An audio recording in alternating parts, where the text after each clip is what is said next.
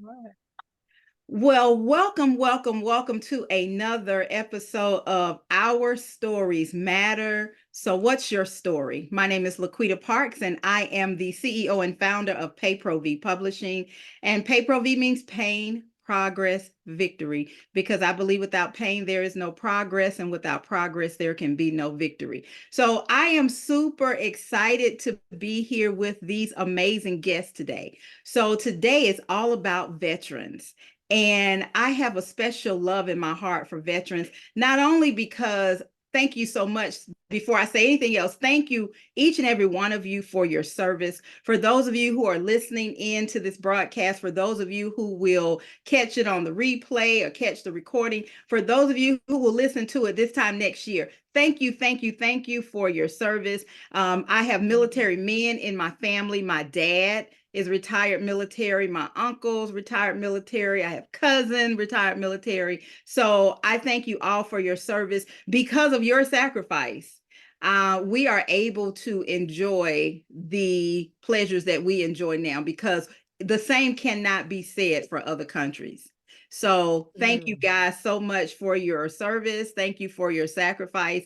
And so we're going to get right into it. What I'm going to do is I'm going to go around and I'm going to let you introduce yourselves. And then we're going to talk to you about your experience. And it's funny, I invited some men, so some men will be joining. But I'm excited to have the women on here right now, because there are some things as women that we go through that you guys have gone through, or people who've gone through some things in the military that the men may not have necessarily had to deal with or had to endure. So I want to talk about that, but I also want to talk about this project. It's called The War Within. So for those of you who know me, you already know this, but for those of you who don't, and even some of you who know me may not even know this, but every year I do a community service program, and it's called the Veterans Community Service Book Project. And I started this project because one of my clients, military, he during 9/11, he came to me and he said, I was talking to some buddies of mine. Hey, Brandon. He said, I was talking to some buddies of mine and we wanted to do something in memory of 9/11. So as we got to talking, and of course I said yes right away. But then as I got to thinking, it's like, okay, when I look back at the events, and 9/11 affected the entire world, it was mostly first responders. And so I said, well, let's do something a little different. Let's delay it a little bit for Veterans Day.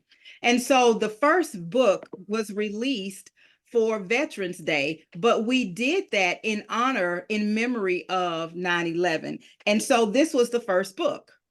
And the first veterans book that we did was called Suited for Service. And so there were veterans who had an opportunity to share their stories. And it blew me away because there were women who shared their stories for the first time. And some of the stories were not pretty. And I'm going to ask you guys the same question that I asked them. This one lady in particular who experienced a whole lot of heartache, I asked her, if you had to do it all over again, would you? Would you still enlist? Would you still serve? Would you still, if you had to do it all over? She said, I wouldn't change a thing. And every single person that I asked said the exact same thing. I wouldn't change a thing because I learned discipline. I learned this, I learned that. And so that was absolutely amazing to me. So I am going to give you guys a chance to introduce yourselves. And so what I want you to tell me right now is I want you to tell me who you are, tell me where you're from, and tell me what branch of the military you served in and for how long. Okay, and then we'll come back and get into some conversation. So we're gonna go ahead and start with Chi Chi. Hi, everyone. It's so good to see my Hello. fellow veterans. My name is Chichi Nwankwo Ezike. I served in the U.S. Navy for 4 years, and I was originally born in Houston, Texas, raised in Nigeria. Awesome. Thank you so much. Thank you again for your service, Chi Chi. And Dr. Adrienne. Hi. Well, I'm Audrey Ann Moses, and I was in the United States Navy. I'm from South Carolina, and I retired from it, so I loved it a lot. So that's who I am. Awesome, awesome. All right, Miss Anita Newson. Hello, my comrades and everyone else. Thank you so much, Lachelle and Dr. Kevin, for sharing your stage with us. LaQuita. My name, You said Lachelle, girl, LaQuita. I'm used to, you're I so know used to you are. talking to Lachelle. I'm LaQuita. programmed, okay? Okay. Thank you, LaQuita, for correcting me. Not a problem. Yes, ma'am. So thank you so much for this opportunity. My name is Anita Newson, and I served in the U.S. Army. I didn't get a chance to retire. My story, you'll have to read it in the book, but I cut it a little short to get married to an active duty member. So that's a whole nother story in itself. But I learned a lot. I saw a lot. And I just thank God that He saw me through all the challenges to be able to be here today and tell my story. So thank you so very much. Awesome. Now tell us where you're from. I am originally from Mississippi. However, I've lived here in Georgia over 25 years, I'm sure by now. So people tell me I'm a Georgian, but I'm still a SIP girl by heart, baby. Yeah, you're SIP all native. the way. You are a native. All right. Thank you so much for your service, Anita. Madeline, I know you were getting situated. You want us to come back to you, or are you okay?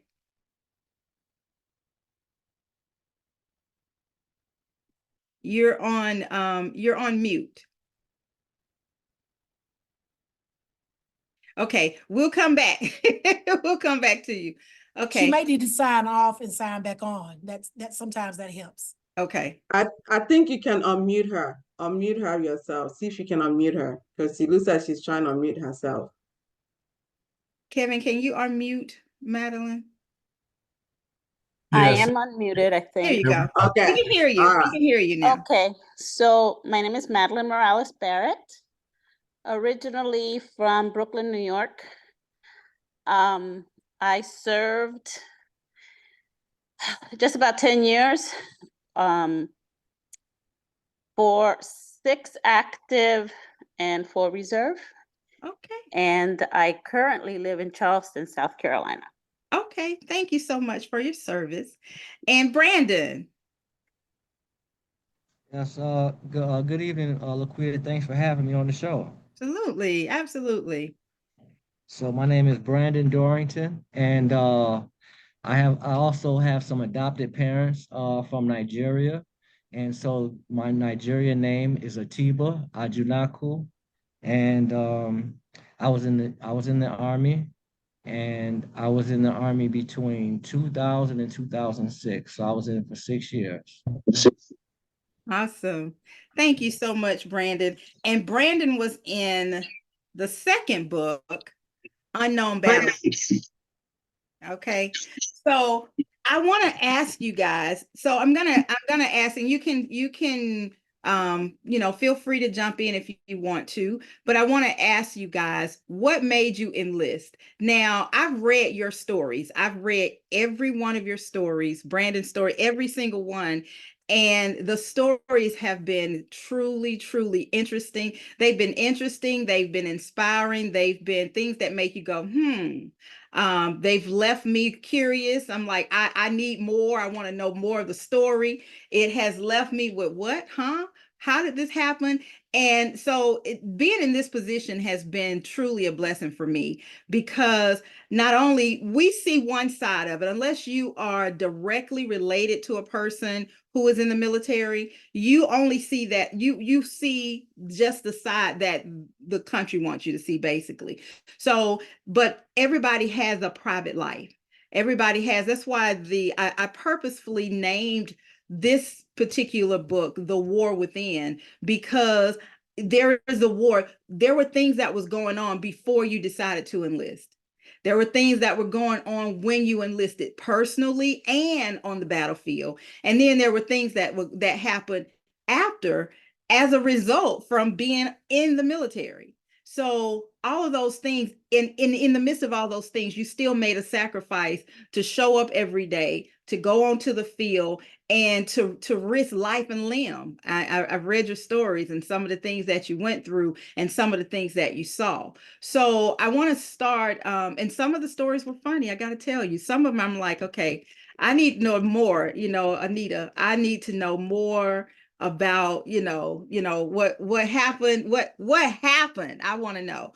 And Brandon is also in the another anthology, Our Journey from Boys to Men. And so Brandon tells the other part of his story with outside of the military in this book. And Brandon, I'm like, wow, I got some work. I'm whoa. It is really, really a pleasure to be sitting in the seat that I sit in. I'm all about the story. Anybody that knows me knows that I'm all about the story.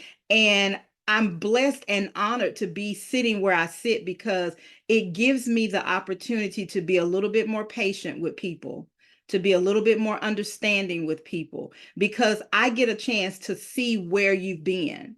I get a chance to see you when you were raw, and everybody might not see it because everybody doesn't publish their story. I may read stories and it may not go any further.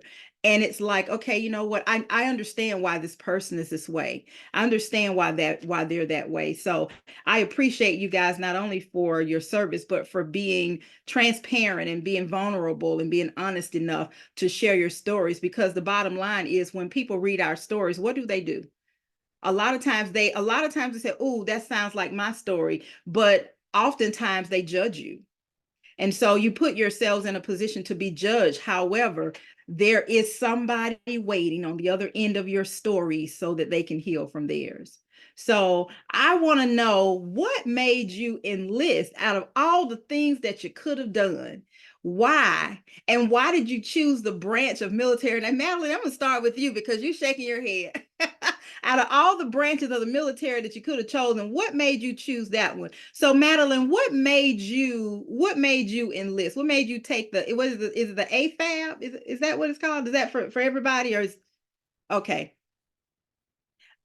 She's still on mute. So okay. Kevin has to unmute you.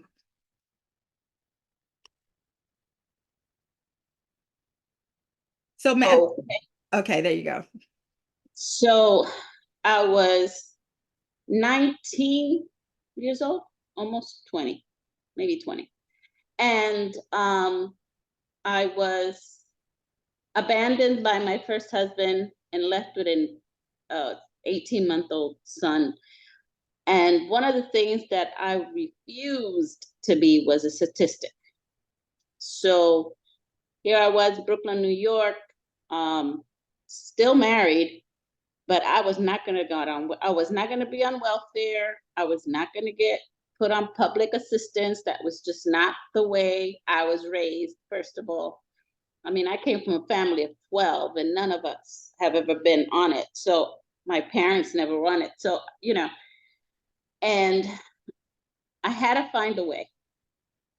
And God is so faithful, because even when you're not even acknowledging him, because I wasn't at that time, he brought someone along. It was my elementary friend, and he had just come home from 30 days from Japan. He had been in the army and he was over in Okinawa, Japan. And I hadn't seen this man in 15 years, maybe. And we happened to be at the same store and we just started talking. And I said, "What are you doing?" And he says, "I'm in the army." I said, "Get out of here." He was a skinny kid when I knew him. And, we just struck up a conversation. We spoke about it a couple of times during the summer. And then he says he was leaving. And I was like, I had to do this. I can't just sit here and try to figure this out on my own. He says it's a community, so you're not going to be by yourself. And I felt led, and I first was going to join the Air Force. That was my desire. But the class that I needed to take, or the class that I was able to take, which was dental assisting, their class wasn't gonna open up for another year. And I'm like, I can't wait. And the Army was like, "We got a 6-month class." I said, "I'm there." So I took the Army, you know, because of Awesome. that. But again, God had everything worked out because I had no idea what I was getting into. But I am so grateful I did. I've met and still have friends like Anita that I've known for 20 plus years because of the military. Had I not been in the Army, our friendship, I don't think would have ever been.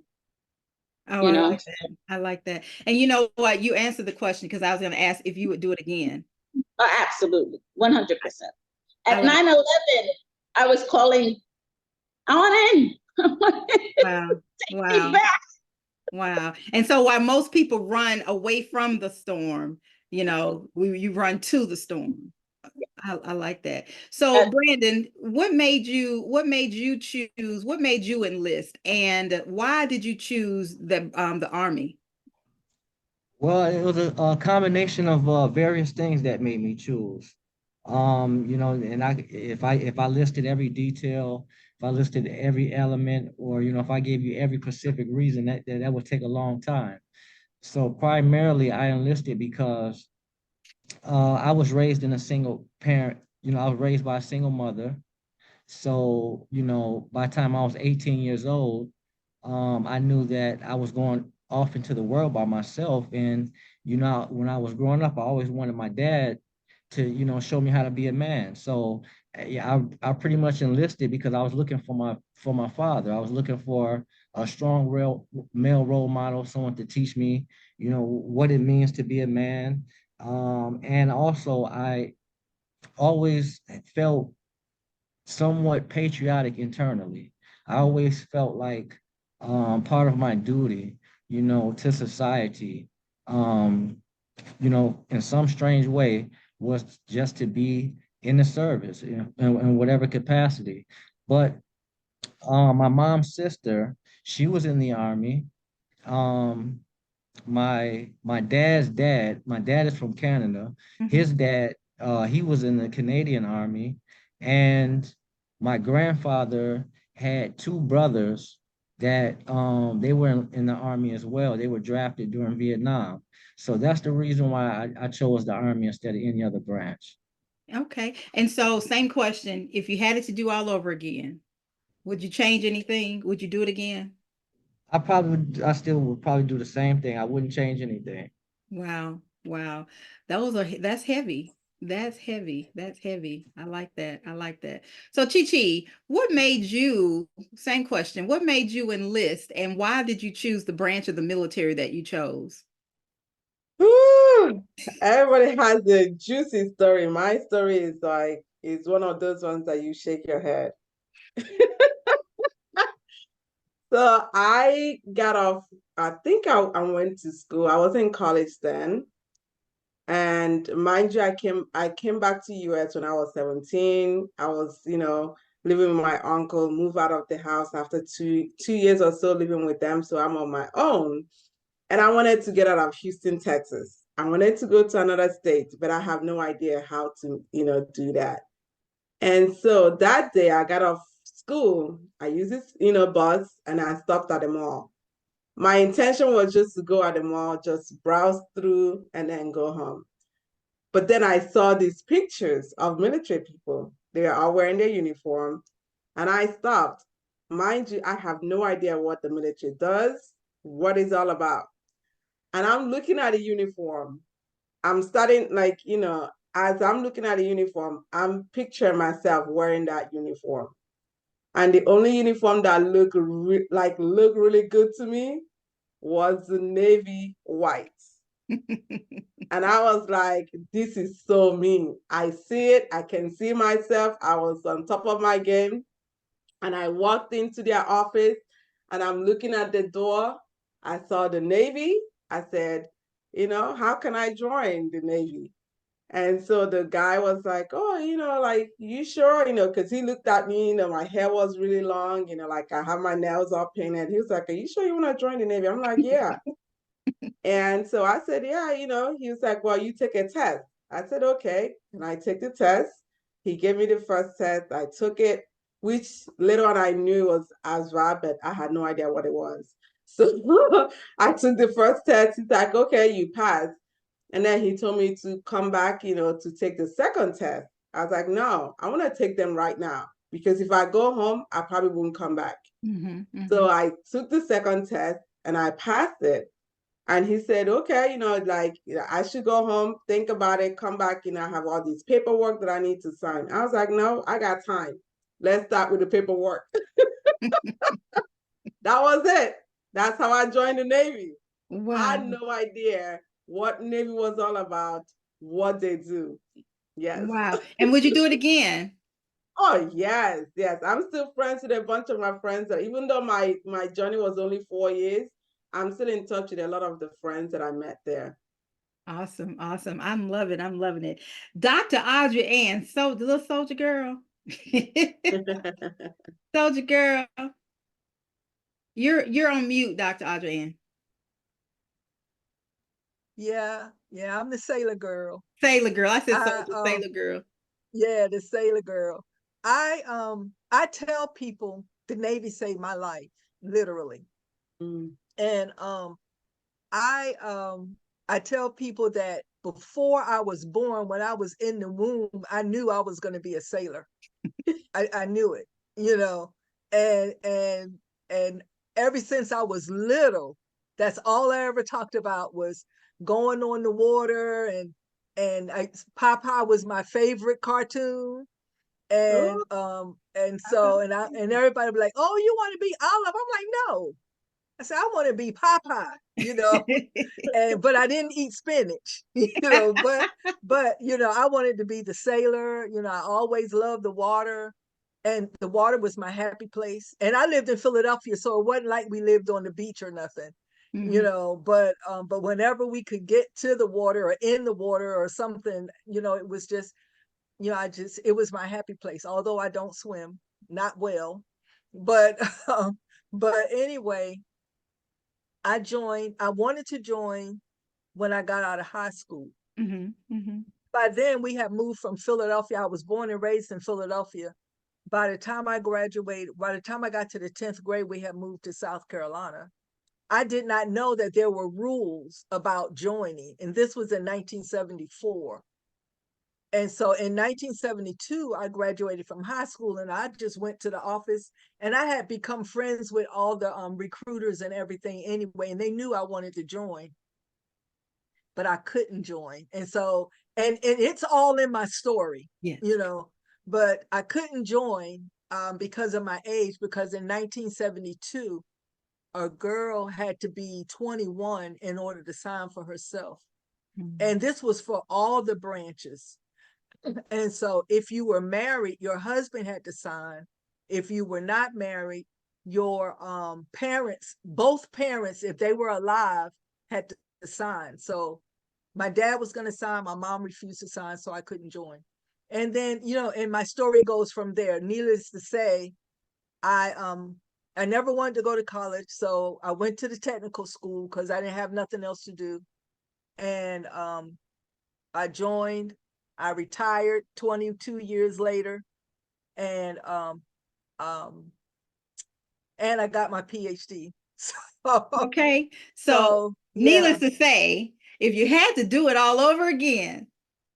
Well, I did do it all over again because after my first 5 years, I got married to my veteran husband, who's camera shy.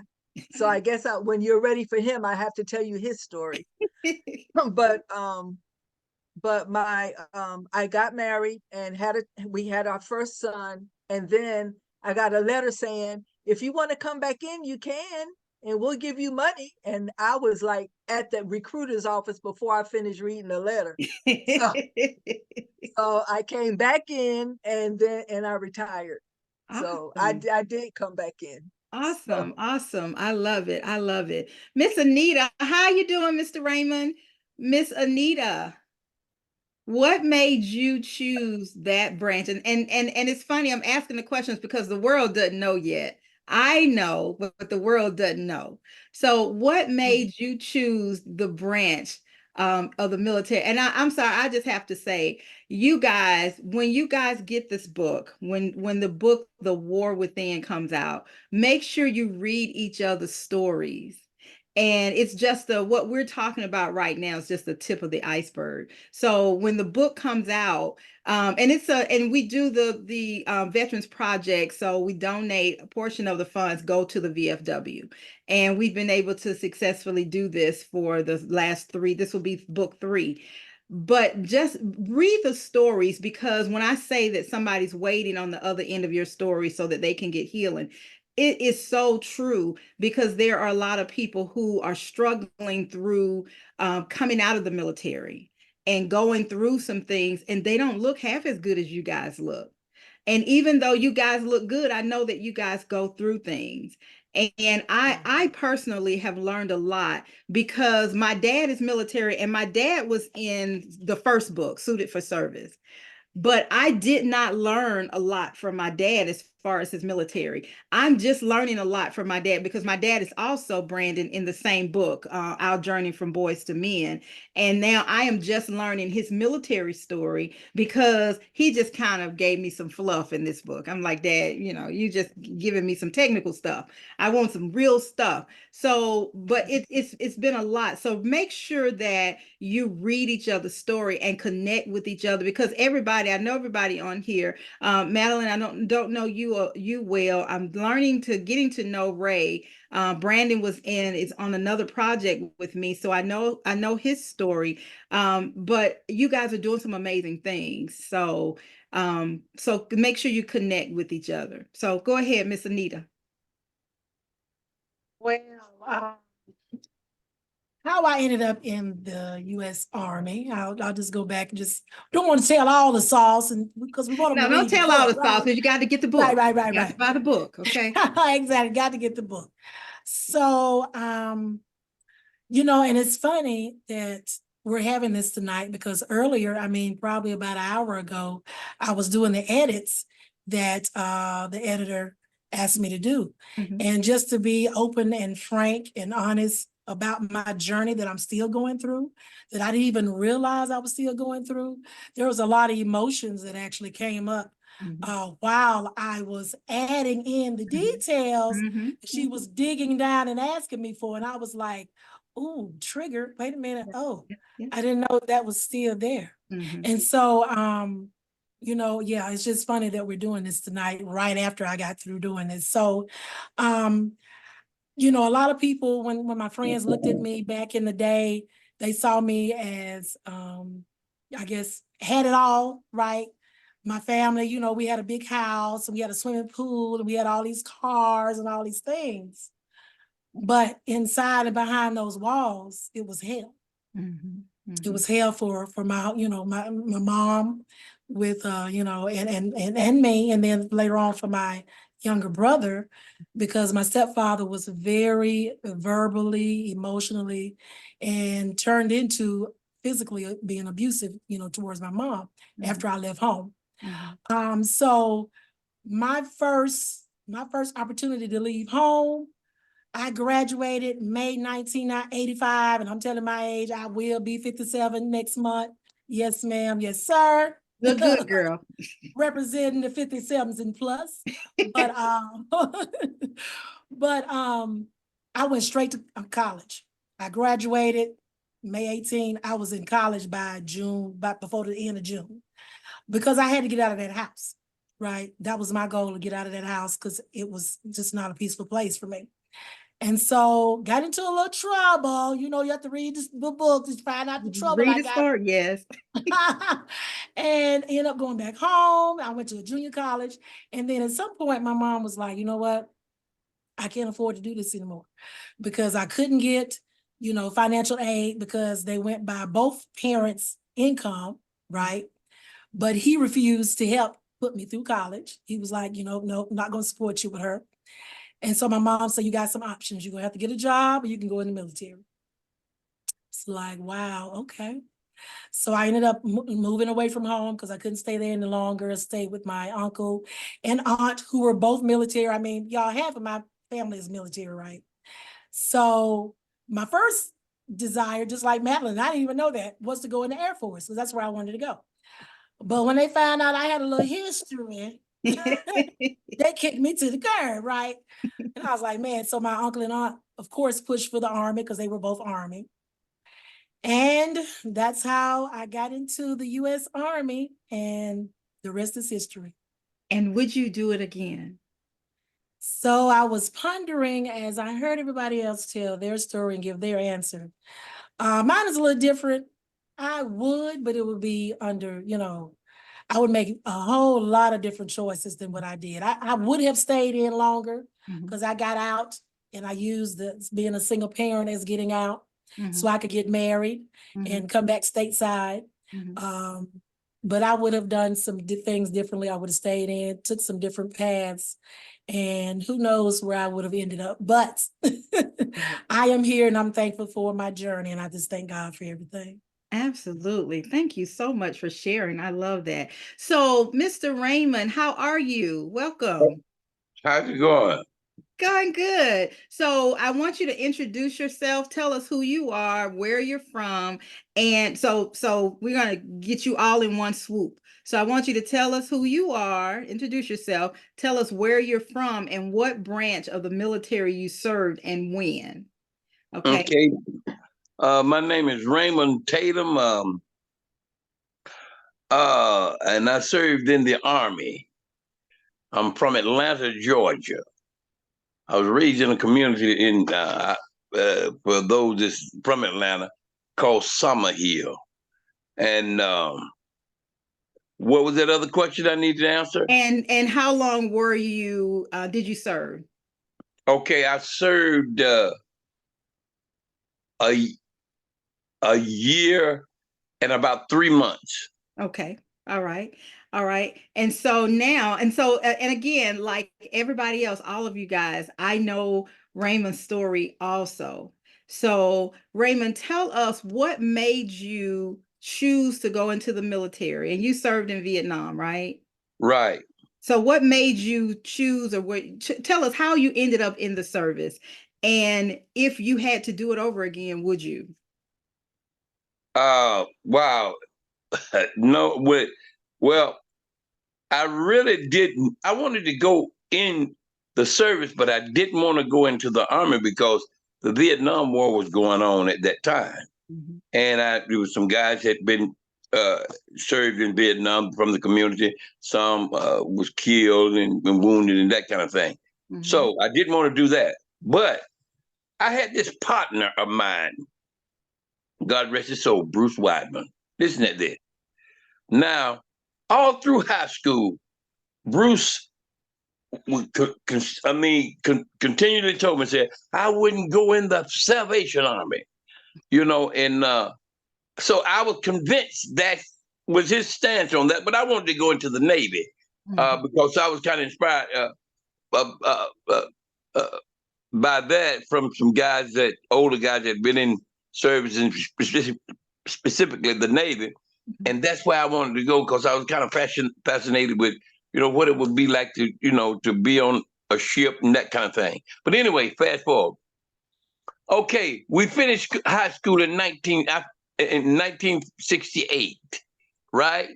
And so Bruce and his grandfather had some differences. And Bruce called me one morning. Now, this was my partner, right? And this was some youthful loyalty. And Bruce called me one morning and said, hey, man, come on. We going into the Army. You understand? I said, what? So, but here was this youthful loyalty. So I said, okay, we going in on the buddy plan. So, but the buddy plan didn't last no further than the induction center. We went to 2 different training posts, but both was in Fort Benning, Georgia. And that's how I got into the Army. And do I need to go further? Would you change anything? Would you do it, or if you had to do it? Now, that is I ponder that question sometimes now, because based on my lived experience, looking back, the experience was a very valuable, Mm. very valuable experience. But I was listening to the young lady. If I could do it all over again, I would possibly go into the service, but I think I would try to make better decisions. But that's what I think now. But the experience, as I said here today, oh wow, that's a difficult question, for me to Mhm. say no and then think about the journey Mhm. and Mhm. how I see things from that perspective today. Mm. In the military had a real impact on shaping my thoughts Mhm. in my life today. So it was a major component in shaping my thinking today. But anyway, it's a difficult question. I really don't know. It's hard to answer that question. Well, I appreciate it. That's fair. You know what, as I've listened to all of you guys, and you talk about, what took you there. Let's talk about, I'm thinking, it's not something that I ever wanted to do, because it's not even something that I ever even considered, because from a young age, I was already at the age of 4. My fate, so to speak, physically was sealed. So there was not even a consideration, even if I wanted to. So I would not have been able to do so. But it is not something I ever thought about. And as I said, my dad went into the military, and I'm learning his story and all of the things he experienced. And if I were to ask him the same question, he would say the same thing.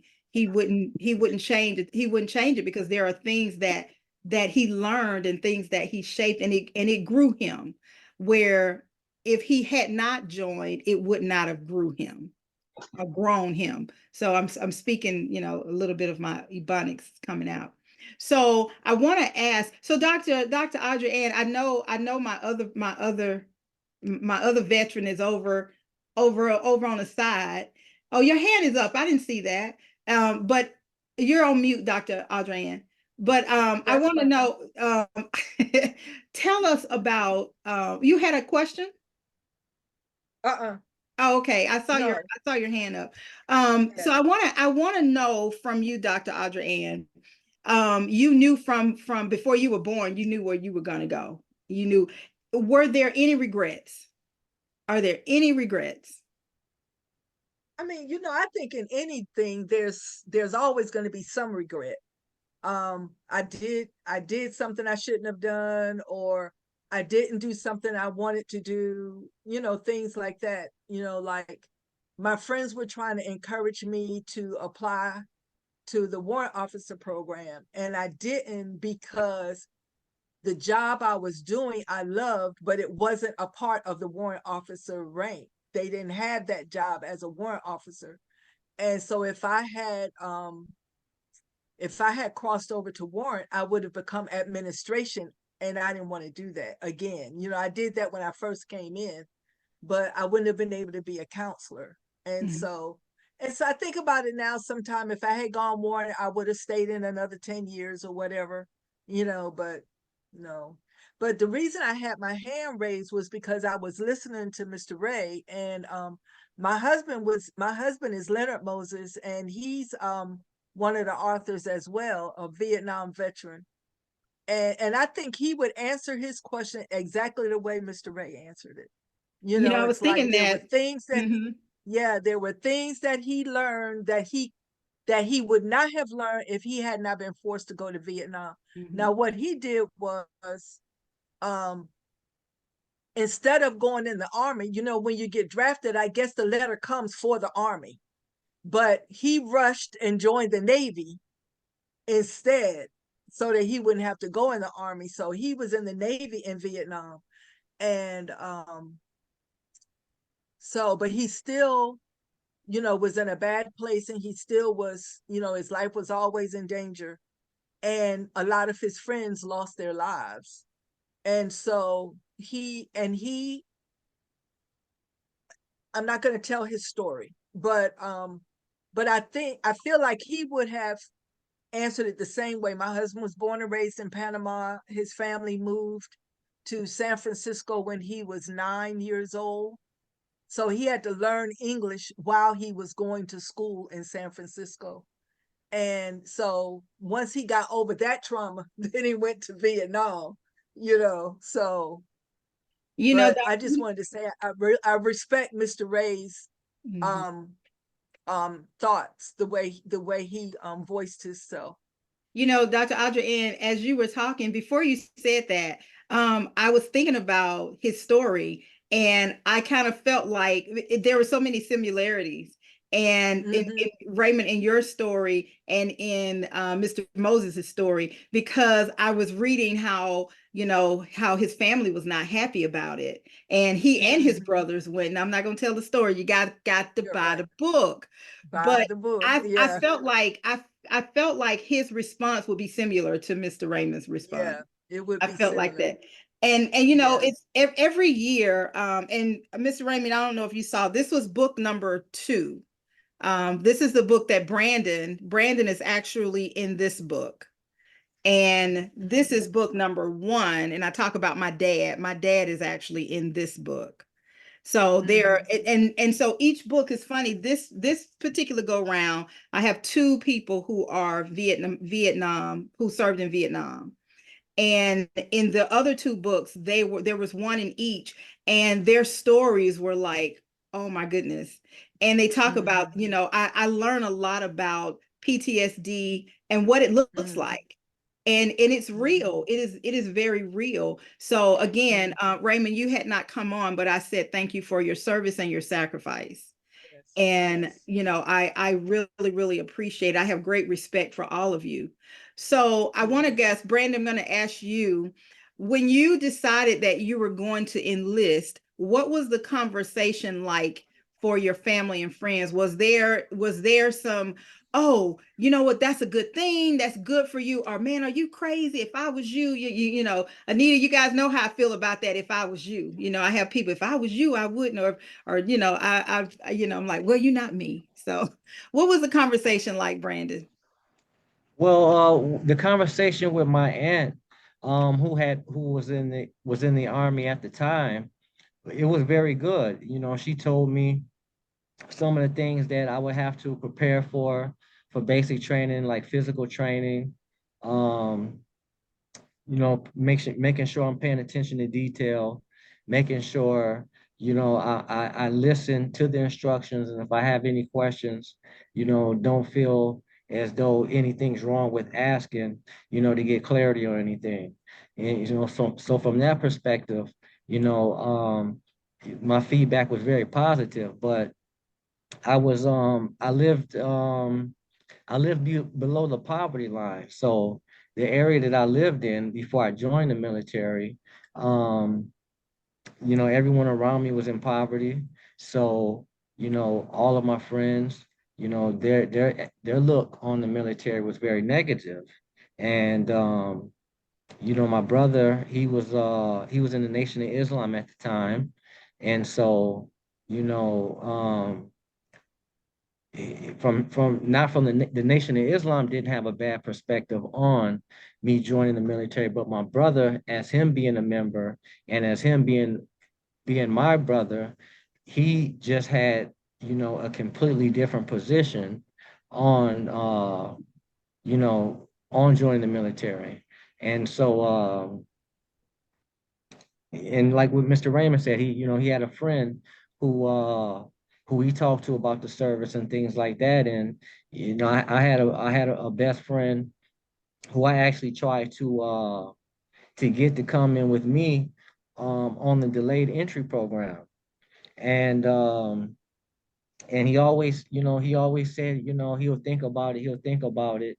And then maybe like a week before it was time for me to go, he decided that he was going to go with me.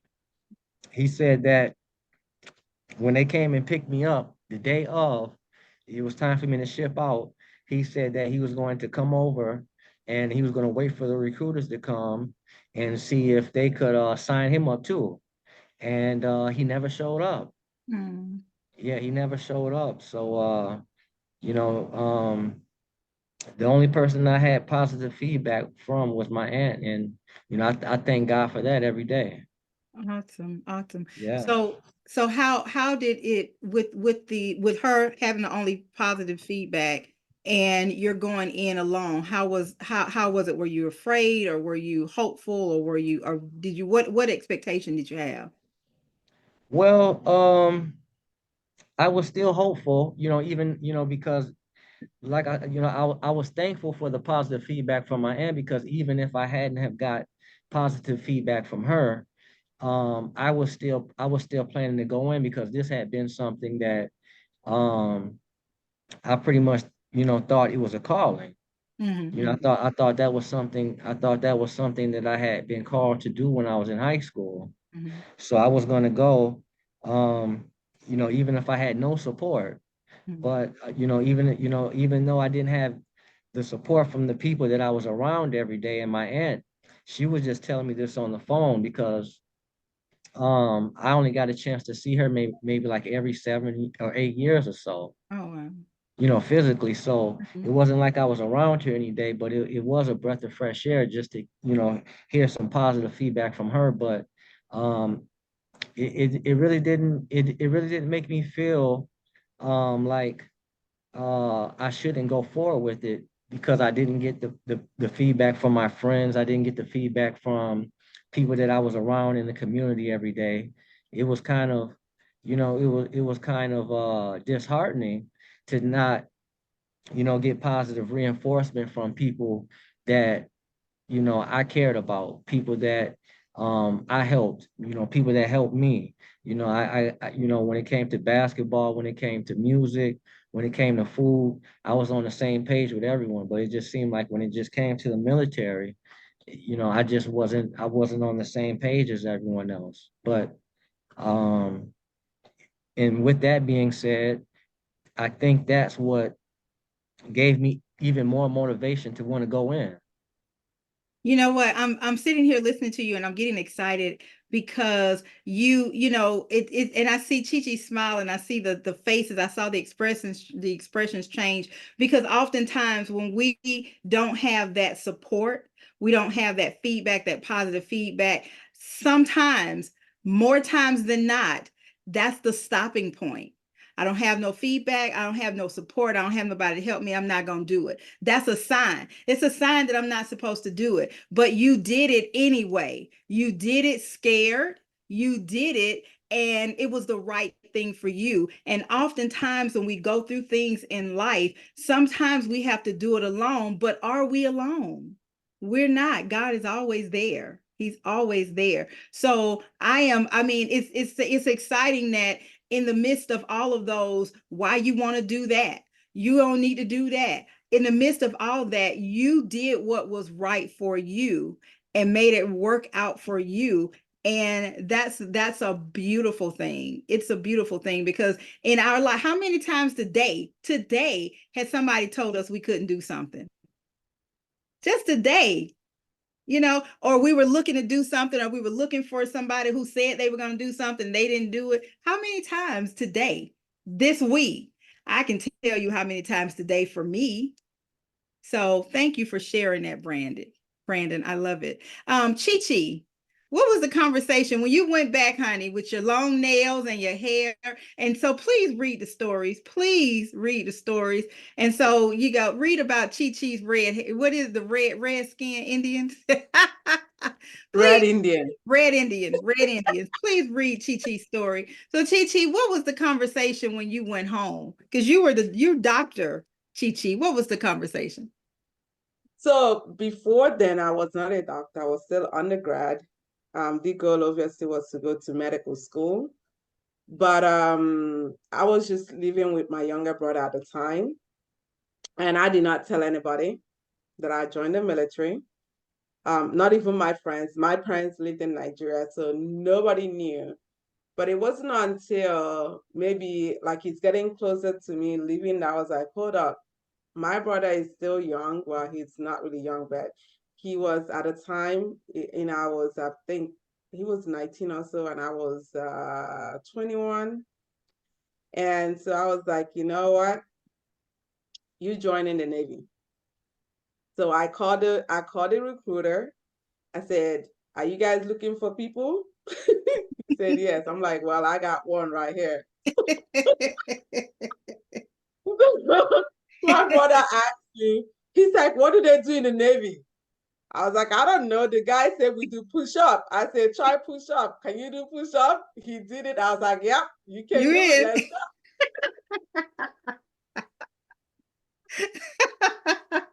We are both like blind people leading blind people. I love it. I love it. So how long did he actually serve? He served for 6 years. Okay.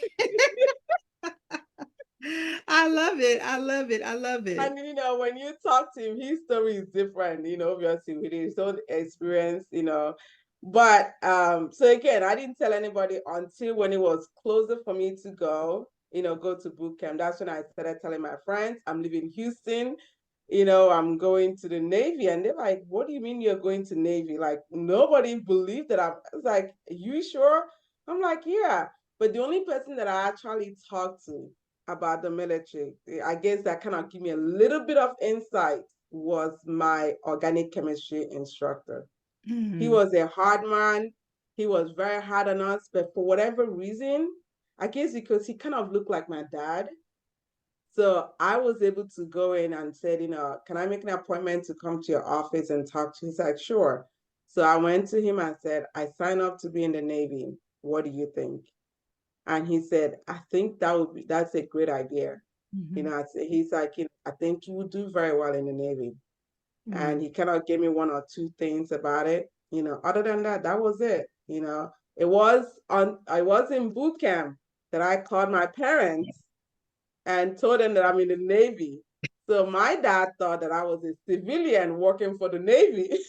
I'm like, no. So you were already in boot camp when you told your parents that you were Oh, in. yes. Okay. Oh, yeah. So my dad was like, brave girl. Again, being in Nigeria, my dad was like, oh, are you guys gonna bring the plane and get off from Nigeria to US? I'm like, no, I am serving in the Navy. And it was, yes. I love it. I love it.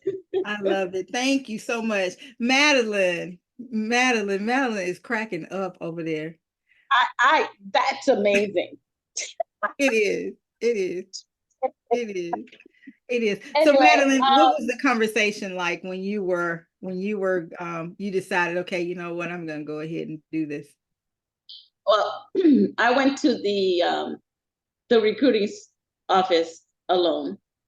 After I spoke to my friend, I just went down, and when I got there, everybody answered all my questions. I came home and I just said, Mom, Dad, I joined the Army.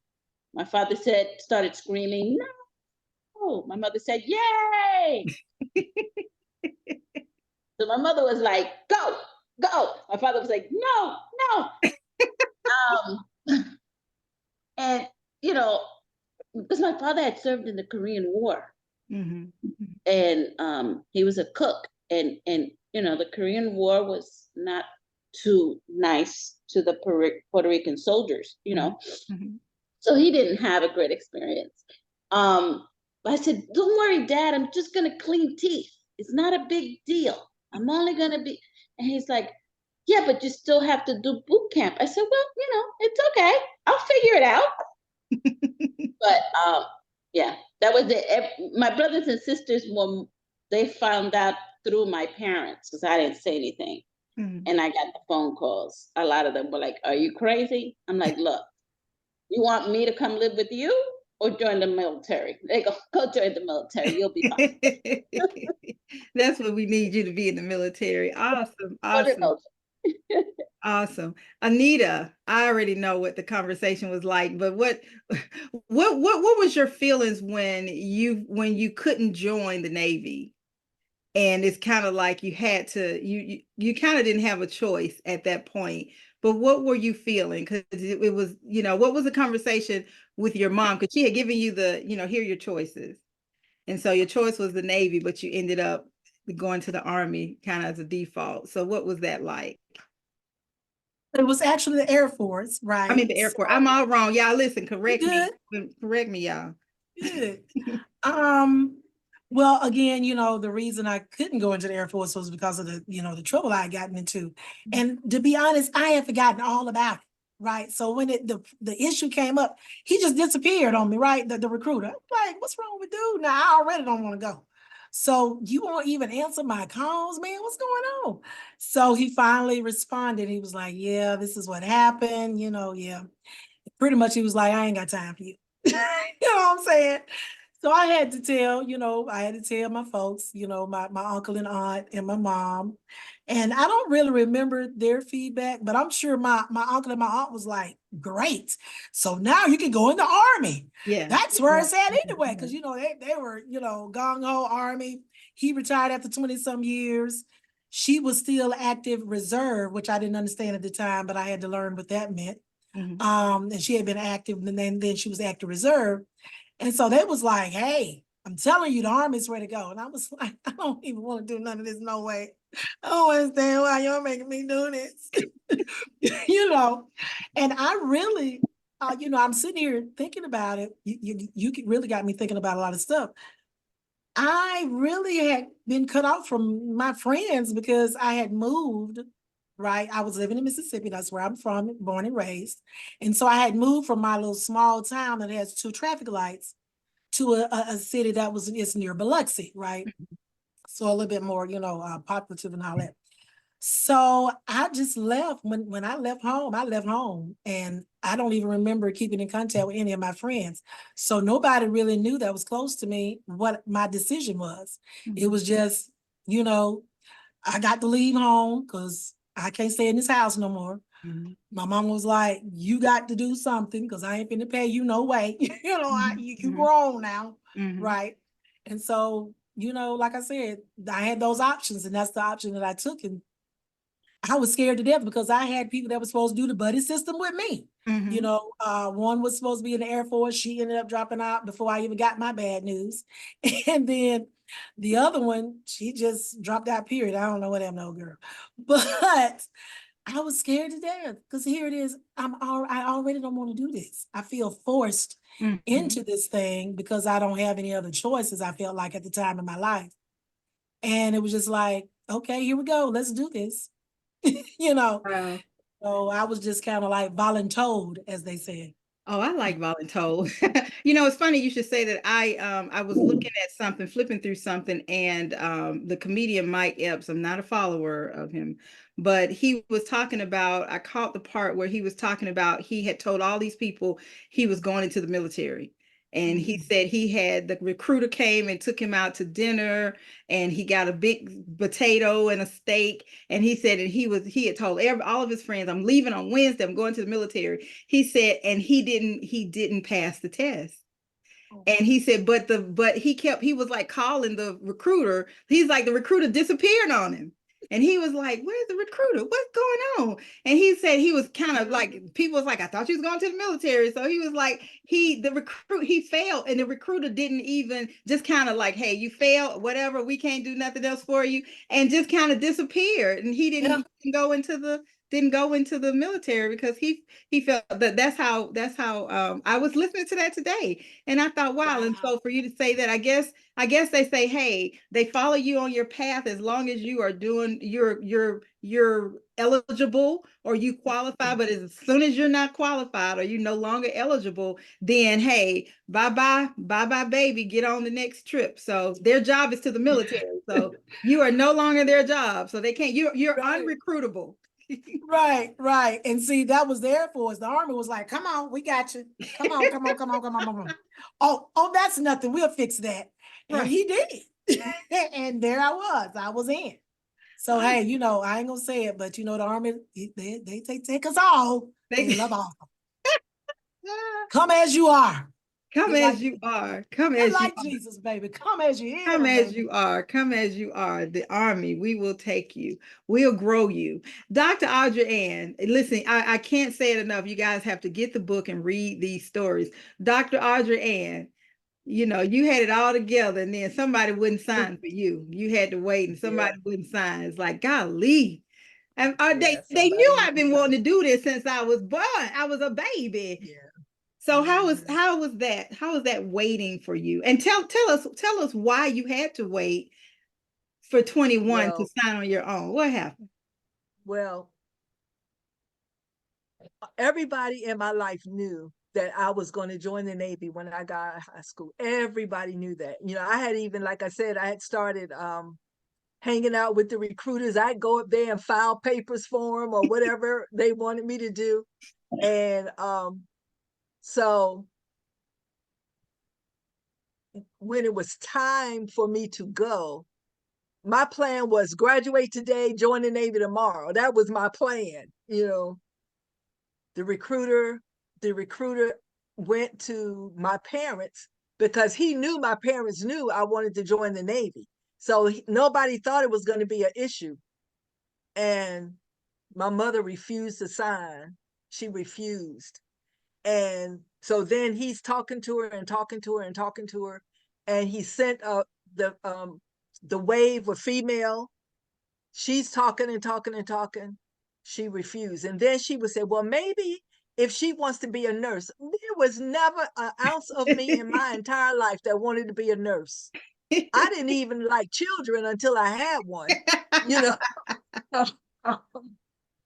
So that I did not want to be a nurse. No, that was never in my plan. But anyway, so then the female recruiter was saying, well, you know, we do have nurses and we have, you know, hospital, like, you know, people that can come in and become a nurse. And so she's, you know, anyway, I don't want to tell the story, but anyway, she was my stumbling block. Mm-hmm, mm-hmm. Everybody else was like, you going yet? And she wouldn't sign. And so when, you know, I knew that God loved me when the recruiter called me and said, the government changed the rule to 18 and you can sign if you still want to go in. It's like, But I'm I out was here. already in college then, so I had to wait until it was time to graduate. Mm-hmm. So I was 19 when I actually went in, Mm-hmm. and I didn't tell anybody. I went in, I had already taken all my tests. I had to go for the physical. I had to go to Columbia, which is like 3 hours away from my house. Mm-hmm. So I told my sister, and I didn't even tell my dad because I didn't want him to tell my mother. Mm-hmm. And so I told my sister, and I went to Columbia, got my physical and everything, and I had been sick. And so, and this is not in the book, I don't think. I had been sick and I didn't weigh enough. You had to weigh 98 pounds to join the Navy, and I weighed 96 pounds. Wow. And so I was so upset. And the recruiter said, don't worry about it. I got you. He took me to Baskin Robbins every single day. I had banana splits and all kinds of stuff, you know, so that I could build my weight up real fast. And so when I went back to weigh in, I was 96 pounds. And he signed the paper. I signed the paper and I went on my way. I called my mother the day before I was supposed to get on an airplane to go to Florida. And Wow. she was so angry because she thought that she had fixed it so I would never be able to go in. Oh, And wow. so she was really angry when, you know, she eventually got over it, but she Mm-hmm. was really angry. Sometimes the So people we love can be our stumbling blocks.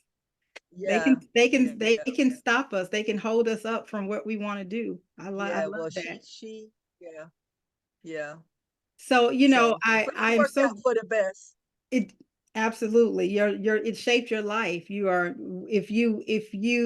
you're a doctor, you're a psychologist now, and your sweetie pie who's camera shy, that whole My path. sweet, yeah, my sweetie pie. His parents didn't want him to go in because it was a war, Mm-hmm. and And so they had said if he wanted to go in, what do they call it? When you refuse to use guns, I forget what they call it. Conscientious Conscientious objector. objector. Thank you. Say it again, a Yeah, conscientious objective? yeah. Objection? Conscientious objector means that you will go in the military, but you won't ever pick up a weapon. You won't cut. You won't shoot at people. And so there were other jobs that he could do without having to carry a weapon. But he didn't go in. That's my brother-in-law went in like that, but my husband didn't go. So his parents were upset with him because he didn't go in as but I mean, they were fine with it after they got over being upset, but they wanted him to go in conscientious objector. Wow, wow. Well, we have we can go on and on. There's so many stories, so many wars within, before, during, after the brotherhood. I think it's important to give veterans a space to tell their stories, because like you said, Anita, sometimes years will pass, but then when we start talking about it, we realize that those things are still tender spots, and those things are still triggers, even though we think we've gotten over it. And the only way to get over it is to talk about it, to get it out, to talk about it. So I think that having veterans to share their stories, because I'm not a veteran, and but all of you guys know the language. You guys can relate to the struggle. You guys have gone through boot camp. You've gone through, and some of you had a hard time and almost didn't survive boot camp. Some of you guys almost did not survive with your lives.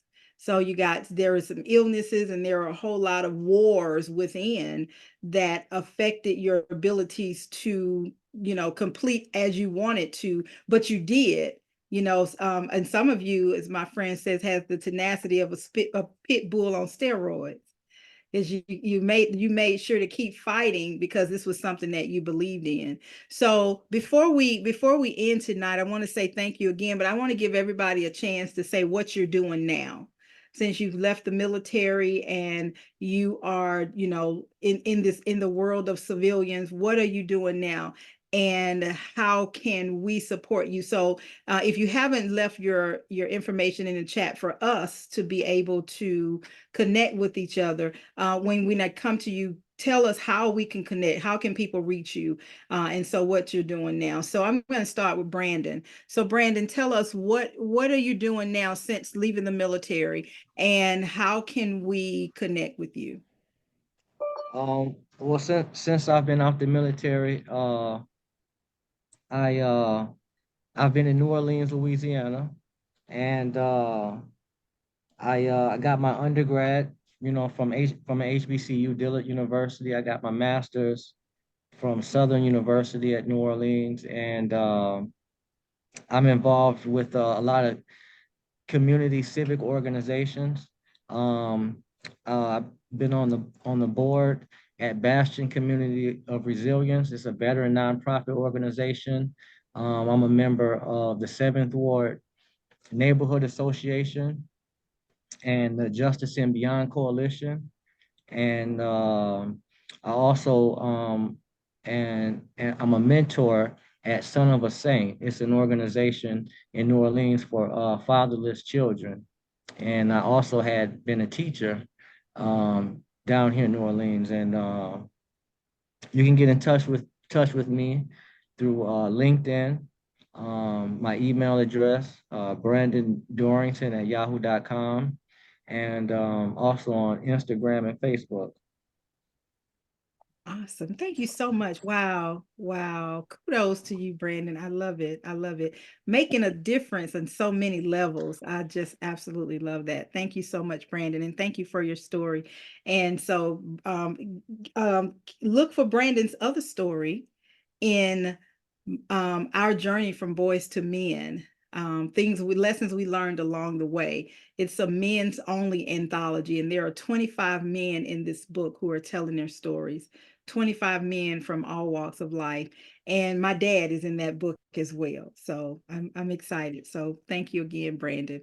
Mr. Raymond, Yes. what's been up with you since you've been out of the military, and what you got going on? Some great things.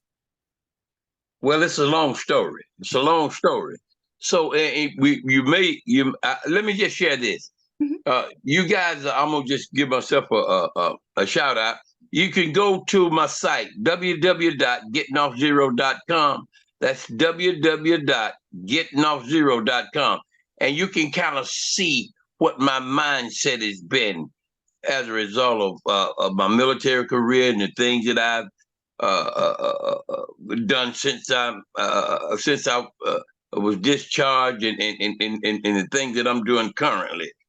So without, because I would have to. It's a long story. So y'all go and visit me at www.gettingoffzero.com. That's GITTINOFFZERO.com. Well, before you end us, tell us what getting off zero means. Can you tell us that? Well, getting off zero is an African American expression. It is generally understood as pulling oneself up by the bootstraps. Getting off zero is the starting point of one's goals, aspirations, and dreams, whether they be mental, spiritual, physical, intellectual, economic, political, or social. Getting off zero is an upward bound mindset requiring honest self-examination, self-evaluation, and self-appraisal. Getting off zero embraces the sometimes terrifying feeling of change. But we know that change was spoken of in terms of getting off zero will lead the individual to be an upstanding individual, fortified with tenacity and perseverance. That's what getting off zero means. Yes, yes, I love it. I love it. I love it. I love it. Thank you so much for sharing that. Get the book, The War Within, so you guys can read Mr. Raymond Tatum's story. You have to get it, and then you will know for real where getting off zero came from. Amazing story. Amazing story. Madeline, tell us, what are you doing now? Are you still in the military? No, you're out of the military. I've been out since 95. That's right. So when I got out, I taught a little bit as an ESL tutor in Fort Campbell. Mm-hmm. And right after getting out, though, we were stationed in Hawaii. I started my own business for a little while. Then I just took care of my children, moved to Fort Campbell, ended up teaching a little bit, and then came to New Jersey for too long, 26 years, and stayed in the dental. I've been in the dental industry now for over 40 years. Wow. So I went from being a dental assistant, well, I was a dental hygienist in the military and became a dental assistant, went all the way to manager, and now I work at the Medical University of South Carolina in their faculty dental clinic as their treatment coordinator. I just started in April, and meeting great people. I don't know. I was a wife, I was a mom, I was, you name it, I've done it, I guess. I've always had like a side hustle, right, Anita?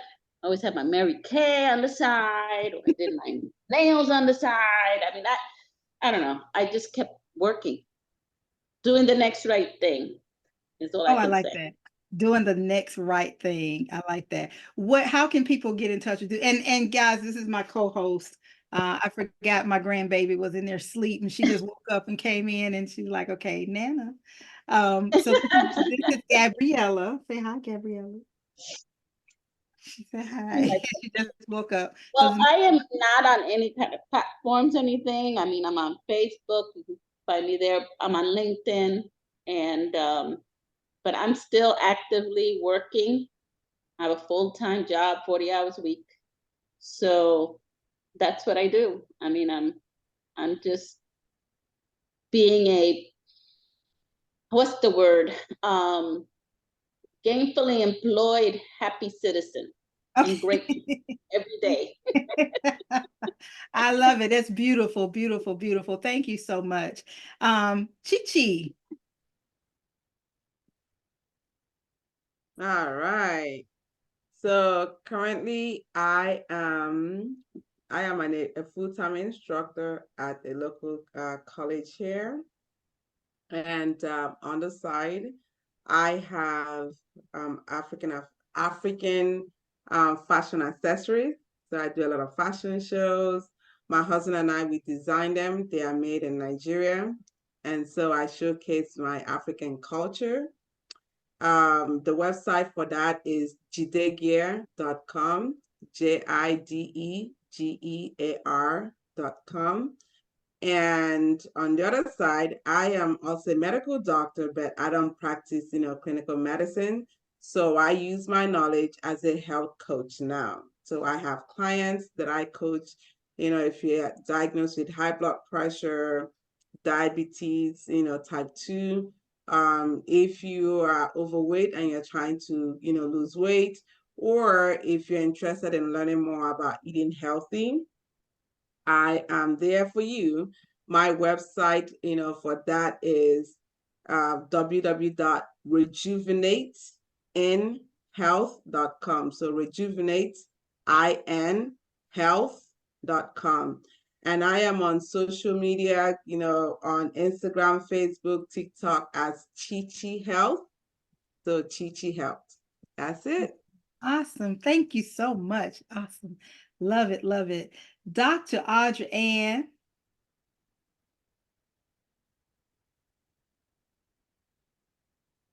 Well, I retired in 1995, and I continued to counsel for a little bit, and then I became a professor at Hampton University teaching psychology, and I moved to South Carolina and continued to teach psychology.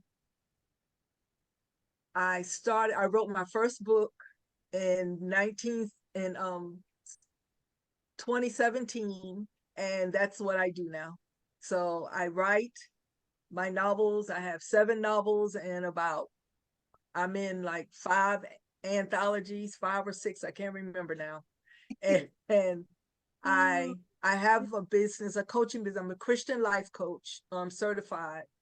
And I am a psychologist, but I don't do psychotherapy, sort of like Chi-Chi. I don't do psychotherapy. But I do coach as a personal growth coach, transition, self-care, relationship, spiritual coach. And I also do coaching for authors, for a writing coach for authors, and for dissertations and thesis. And I do work with, freshmen through senior, like helping them with their papers, capstones, and things. So just coaching them through their papers, proofing their papers, and helping them with their sentence structure, that sort of thing I do. And I love it all. So I'm retired, but I still work a lot. But now I make my own schedule, and I prefer that a lot. I know that is the way to go. I told you all I joined the Navy when I was 74. So obviously, if you count up enough, you'll figure out that I'm 69. And so I enjoy being 69. I enjoy being retired, but I also enjoy being an author and being a coach. And if I wasn't an author, I would never have met the beautiful LaQuita Parks. And through her, I get to meet people like you all. So I'm just blessed. And you can reach me at Transition Life Coach for You. It's the number 4, the letter U.com. My email is, I put my email in there. It's Audrey Ann's Books at yahoo.com. I'm on social media everywhere, except I don't do the thread thing and what is it? Twitter or whatever Twitter is called now. X. I don't do that. X. Yeah. X or something. It's called But X. Yeah, but I'm on other social medias. Audrienne, you'll find me, Dr. Audrienne, and if not, just put my name in Google, it'll pop up. Okay, So just you'll Google find me. me. Yeah. Just Google So me. Thank hopefully it's you. still all good. I don't remember doing anything wrong. So I won't have a sign up with numbers on it. So you It's know, all good. It's all good. Miss Anita yes. Newsom. Yeah, so I have worn many hats since I was out in the military because, like I said, I got married and I was a dependent. So it was really hard for me to find dependable, employment. But later, as we settled into Georgia, I worked with the city of Columbus as an advocate for the disabled. I've been a college instructor. I've been a lot of different things, a child care director of a center. So now what I get a chance to do, and I've been in the foster care industry as well, but now as Dr. Audrey has said, I was finally had the faith to stay this time in these entrepreneurial streets because that's my choice and I'm sticking to it. I'm like hell or high water. If I got to drive Lyft, okay, because I done it. Right. I refuse to clock in again. But I get a chance to work with some awesome folks. I'm a business coach. I'm an internationally best-selling author with a few of you ladies here. Thank you, Jesus. Look how he works, right? And I'm also a TV producer now with You Make a Difference TV. That's my new streaming TV channel. And let's see, one of the things somebody, I think was Dr. Audrey mentioned this. I forget, I do editing too. So yeah, I'm doing stretching myself out there to do more writing for others and stuff as well. I've helped people with their dissertations and all of that. So um right now I'm loving being able to help businesses and nonprofits be grant ready. That's another thing I do is I help them learn how to apply for grants and my team and we work with people to do that as well. So yeah, my plate is full. Just like they said, the quiver full. Yeah, that way, my quiver full too. I'm trying to get it empty. They moving out one by one. Thank you, Lord. But I am just so grateful for the things God is doing, in and through me to be able to, impact the world around me and beyond. So they can find me. I try to keep it real easy. And by the way, Mr. Ray, I'm trying to figure out we cousins, man, because I was born a Tatum. But anyway, that's a side note. Cuz okay. So anyway, I digress. You can reach me on social media as Anita N, the Biz Coach. And that's Facebook, Instagram, LinkedIn, YouTube, my website, AnitaInTheBizCoach.com, my email, info, you know it, at AnitaInTheBizCoach.com. So I try to make it as easy as possible. Find me, find me, find me. Thank you so much. I love you guys. Thank you so much. I so appreciate that. Listen, I want to say again, thank you guys so much for being here. Thank you for saying yes. Thank you for submitting your stories to the PayPro V anthology for veterans. You make a difference. You make a difference. Your stories matter. You make a difference. What you've gone through matters in your personal life, in the midst of the sacrifice, it matters. And if nobody else has ever said it, I say thank you so much because of your sacrifice and everything that you've gone through, the sacrifices that you've made physically, mentally, emotionally, spiritually. It has not been for nothing. And it has grown you, and your stories matter. So I know, I say this all the time because it's true. And I believe it with all my heart. 100% of everybody living and dead has a story. And somebody is listening today. Somebody will listen to the replay. Somebody will listen to this a month from now, and they will resonate with your stories. They will know it's your story, and they are struggling. And hearing your stories will help them know that they can get through the other side of through. That's why I love doing these shows because our stories matter. Our stories matter. And, we have to create the narrative. So we're telling our stories while other people are destroying our history. So you cannot change history. No matter how many books you take out the library, no matter how many statues you tear down, you cannot change history. Your history, my history, or their history, it cannot be changed. So I am so excited that you guys said yes. The book, The War Within, will come out. It will launch on Memorial Day. It is now available for pre-order, and books purchased through PayProV Publishing will go toward the percentage of the sales will go to the VFW, Veterans of Foreign Wars. And I am absolutely proud that we have been able to raise nearly $2,000 through these last two campaigns. And I look forward to us being able to double that this time. And we can do that. We can. So share it, share it, share it, share it, share it. This month is Military Appreciation Month also. And listen, I have been asked to do a fourth book for Veterans Day.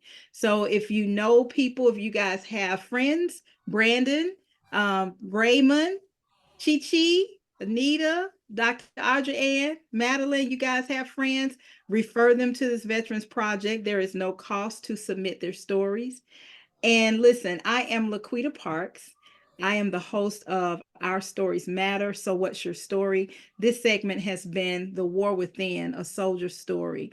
So I am the CEO and founder of PayProV Publishing. PayProV means pain, progress, victory, because I believe that without pain, there's no progress, and without progress, there can be no victories. So we all have stories, and taking your stories from a thought to a realization matters. So if you're wondering, this is book number one, Suited for Service, amazing stories. You can get the whole set, amazing stories of veterans telling their stories.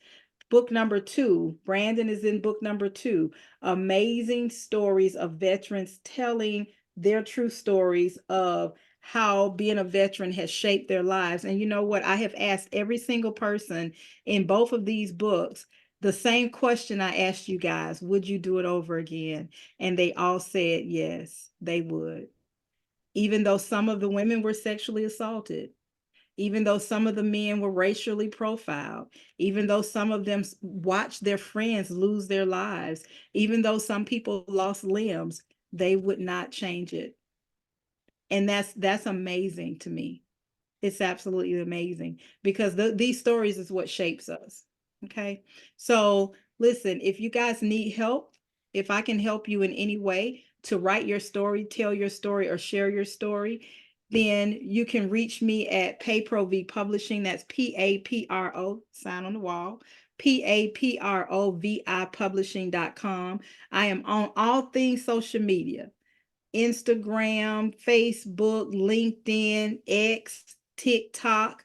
If all else fails, Google me. You can Google LaQuita Parks and you'll find me. You can Google, I'm probably the first one there. Google PayProV, just Google me. If all else fails, any one of these people on this call tonight can find me. I'm findable. All right. So thank you guys again. Kevin, Vaughn, thank you so much always for producing this show. I appreciate you. And listen, guys, it has been a plump, pleasing pleasure. Better than a triple decker peanut butter and jelly sandwich. That's my story, and I'm sticking to it. Until next LaQuita, time, yes, oh, let me just say this right quick, go ahead. because if is it any kind of way that I could contact some of the people on this Zoom meeting? Yes, I mean, absolutely. I put my uh, web address in the chat, but I heard some things that I'm interested in from a couple of people, and I'd like to be able Absolutely. to contact you. Yes, absolutely. Please do. I implore you to connect with each other, collaborate with each other. If you have any questions or you want to get in touch with anybody, Raymond, and you don't see their information there, reach out to me and I'll be happy to share it. And they don't mind. They Okay, don't cool. mind at Thanks. all. All right. All right. So, guys, it's been a plump, pleasing pleasure. Better than a triple decker peanut butter and jelly sandwich. That's my story, and I'm sticking to it. So, you guys have an amazing night and keep looking for The War Within, and we will see you guys soon. Bye bye. All right. Through howling gale and shot and shell.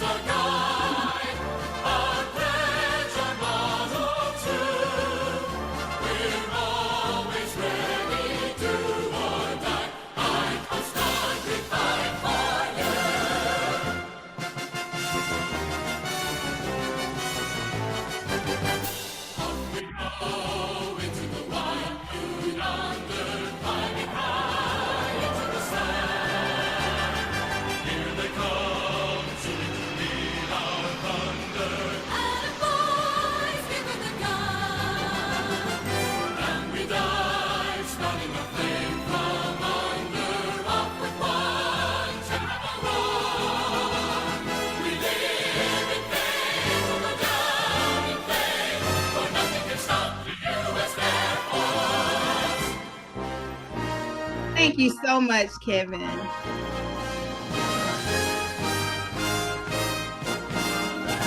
From the halls of Montezuma to the shores of Tripoli, we will fight our country's battles in the air, on land and sea.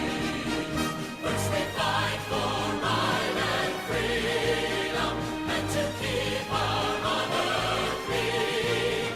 We are proud to claim the title of United States Marines. Army, Navy, Coast Guard, Air Force, the United States